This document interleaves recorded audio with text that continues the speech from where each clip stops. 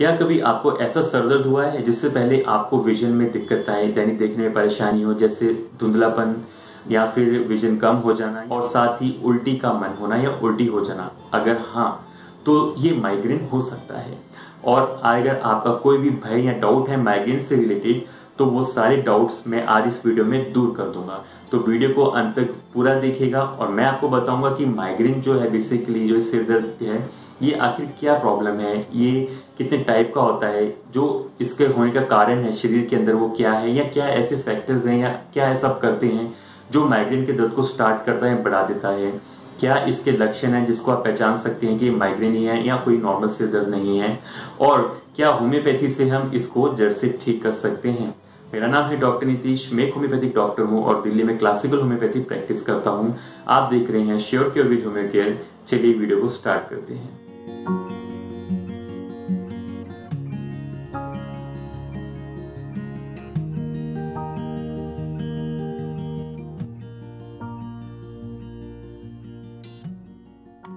Migraine यानी एक प्रकार का सिर दर्द जिसमें कि मरीज को जो अक्सर दर्द होता है वो बहुत तेज होता है।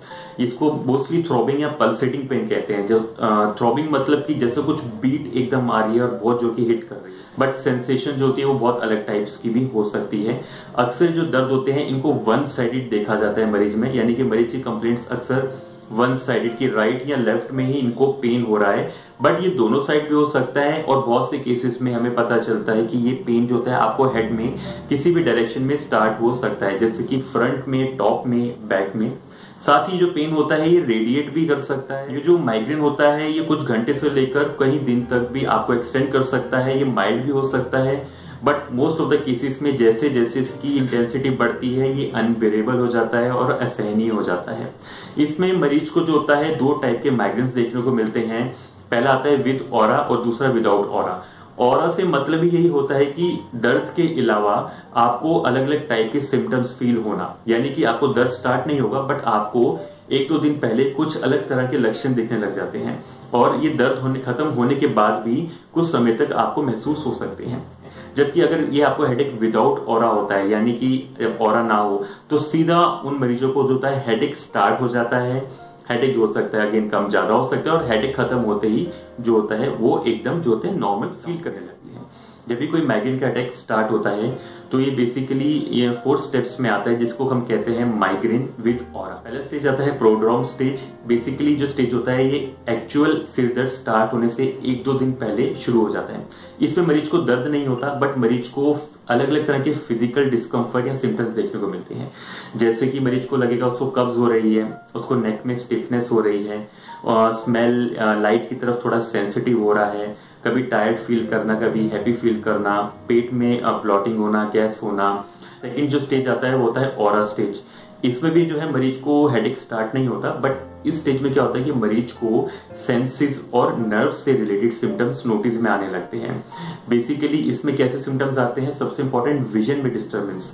विजन में आंखों के आगे हो सकता है आपको जो होता है लाइट की फ्लैश दिखने लग जाए, आपकी जो विजन है वो ब्लड धुंधली हो जाए, आंखों के आगे आपको डिफरेंट शेप्स या आकृति की जो है शेप्स हवा में फ्लोट करती हुई दिख जाए, ब्लाइंड स्पॉट्स दिखने लग जाए, या फिर विजन एकदम कम हो जाए। साथ ही आपको चेहरे पर नमनेस, सुनपन फील होना, बॉडी के अलग पार्ट पे सुनपन होना, या इसी तरह बाजू हाथ चेहरे पर पिन जैसे कोई चुभा रहा हो, इस तरह की सेंसेशन फील होना।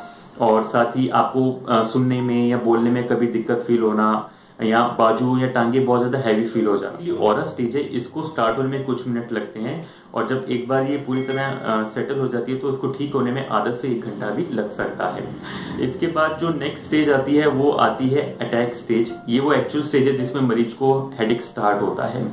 और बेसिकली जो हेडेक होता है ये फर्स्ट पहले डल हेडेक होता है, बट फिर ये पेन धीरे धीरे बहुत तेज होने लगता है। ये थ्रॉबिंग जैसे कि हमने बात करी थी कि जैसे कुछ बीट एकदम से आती है, बहुत थ्रोप करती है, अटैक करती है, या पल्सेटिंग कम ज्यादा कम जाना, बट जब ये ज्यादा होता है तो बहुत तेज होता है।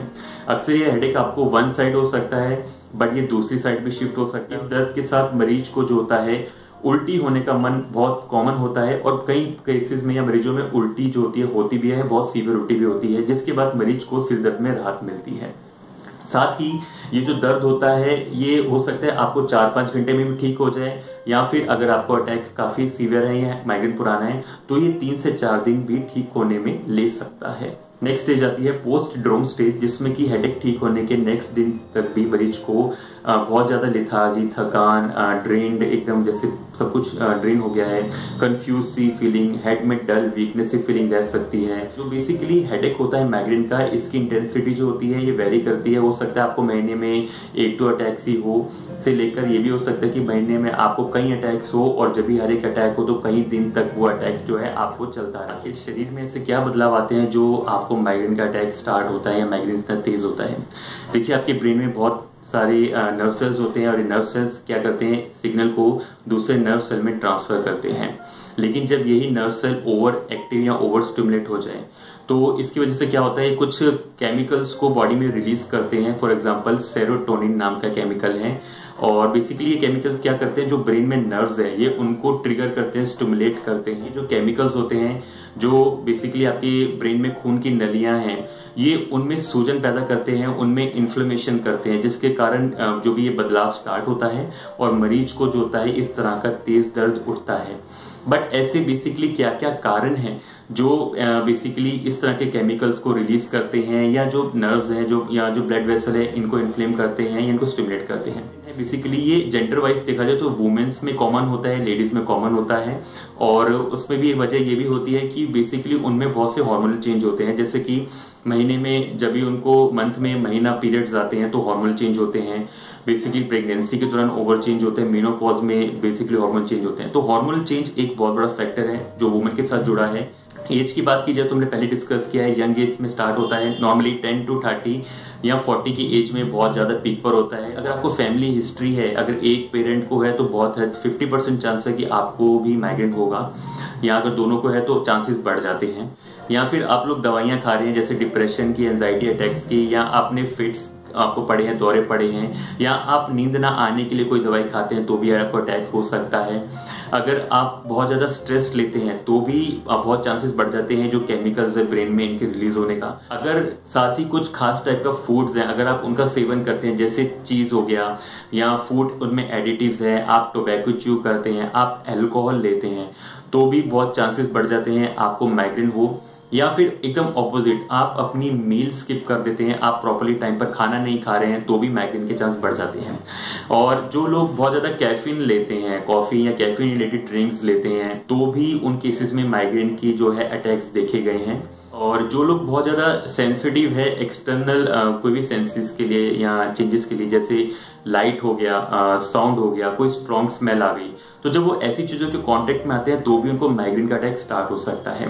एंड लास्ट, जैसे कि जो लोग बहुत ज्यादा फिजिकल एक्टिविटी कर रहे हैं, करनी पड़ रही है, और जिनकी नींद प्रॉपर नहीं है, यानी बहुत ज्यादा सो रहे हैं या बिल्कुल भी नींद नहीं ले पा रहे हैं, तो भी बहुत हद तक चांस है आपको माइग्रेन का अटैक। माइग्रेन को डायग्नोस करने के लिए पेशेंट के सिम्टोमेटिक जो बेसिकली डिटेल हिस्ट्री ली जाती है, यानी कि डॉक्टर मरीज से सारे सिम्टम्स पूछेंगे, जिसमें मरीज जैसे जैसे अपने सिम्टम्स देता है कि अटैक उनको बेसिकली किस तरह आ रहा है, विद और रहा है, विदाउट और रहा है, सिवियरिटी कितनी है, फ्रीक्वेंसी कितनी है। तो बेसिकली आपकी फैमिली हिस्ट्री और आपकी पर्सनल डिटेल हिस्ट्री से इसको इजीली डायग्नोस किया जा सकता है। बट कई बार माइग्रेन जो होता है वो किसी और कारण से भी हो सकता है, जैसे कि आपके ब्रेन में कोई ट्यूमर, कोई ग्रोथ है, या कोई ऐसे चेंजेस है जिसके कारण आपको फिट्स पड़ रहे हैं, या बॉडी में कोई और प्रॉब्लम है, तो उनको रूल आउट करने के लिए डॉक्टर कुछ ब्लड टेस्ट या सीटी, एमआरआई स्कैन या आपका इलेक्ट्रोसिफेलोग्राम यानी कि ईईजी भी करवाते हैं। लोगों को माइग्रेन है, ऑफ कोर्स उनको पता होता है, या वो ऐसी चीजें उनके नोटिस में आ जाती है कि ऐसा करने से, ये खाने से, इस तरह की एक्टिविटी से उनको हेडेक होता है। तो पहले वो चीजें आप नोट करिए और उन सभी फैक्टर्स को अवॉइड करिए। वो फैक्टर कुछ भी हो सकते हैं, वो आपका बेसिकली किसी सेंस की तरफ आपकी सेंसिटिविटी हो सकती है, जैसे स्मेल, लाइट, साउंड की तरफ, कोई खास तरह की एक्टिविटी की तरफ हो सकता है। कोई आप ऐसी दवाइयां ले रहे हैं तो अपने डॉक्टर से डिस्कस करिए, अगर ऐसा है तो वो उनको चेंज करे, उनको वो बेसिकली अवॉइड करने में आपकी मदद करेंगे। आप जो है स्ट्रेस से बचिए, स्ट्रेस बिल्कुल नहीं लेना है। अपनी फैमिली का सपोर्ट लीजिए बेसिकली, या डॉक्टर को कंसल्ट कीजिए अगर कोई खास स्ट्रेस आपको डिस्टर्ब कर रहा है। बेसिकली इस तरह के फूड को अवॉइड करिए जो कि इस तरह के केमिकल्स को बॉडी में रिलीज करता है या उनकी फ्रीक्वेंसी ज्यादा करता है। आपको अपनी डाइट बिल्कुल स्किप नहीं करनी, एक रूटीन में प्रॉपर टाइम पर प्रॉपर मील लेनी है, और अच्छा है कि आप हेल्दी जो है और यहाँ कहिए कंप्लीट मील लीजिए, वो ज्यादा बेटर है। आपको जो है आपकी नींद जो है पैटर्न प्रॉपर रखना है, बहुत ज्यादा भी नहीं सोना, बहुत कम भी नहीं सोना, और एक मॉडरेट रूटीन में आपको जो है एक्सरसाइज को इंक्लूड करना है। ट्रीटमेंट की बात की जाए तो माइग्रेन के केसेस में होम्योपैथी 101% इफेक्टिव रही है। जो भी लोग एंटी माइग्रेन टैबलेट्स या पेन किलर खा के परेशान हो चुके हैं, सालों महीनों से पेन किलर ले रहे हैं बट कोई रिलीफ नहीं हो रहा, उल्टा उनके अटैक्स और फ्रीक्वेंसी बढ़ती जा रहे हैं, उन सभी तरह के केसेस में होम्योपैथी बहुत ही ज्यादा इफेक्टिव रही है।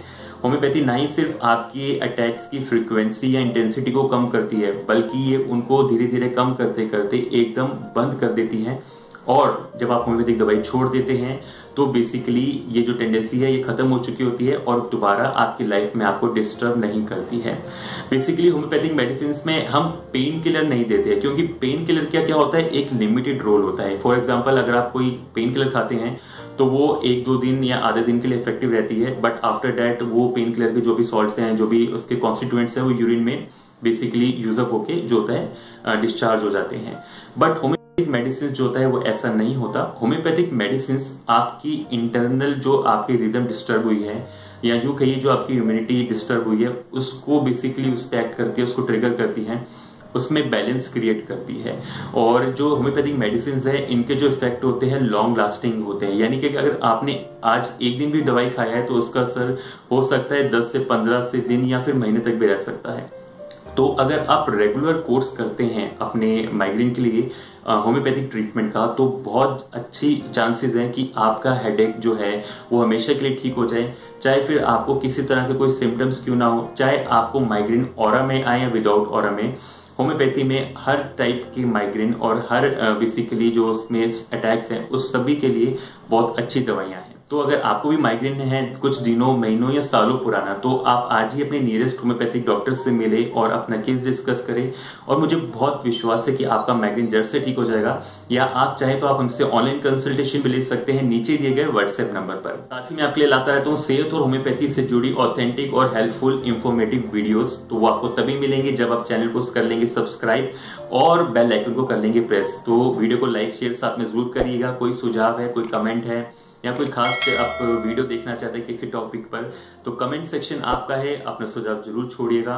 तो मिलते हैं दोस्तों नेक्स्ट टाइम एक नई वीडियो के साथ। तब तक आप लोग स्वस्थ रहें, सेहतमंद रहें, अपने परिवार का ध्यान रखिए और आसपास सफाई रखिए। बहुत बहुत धन्यवाद।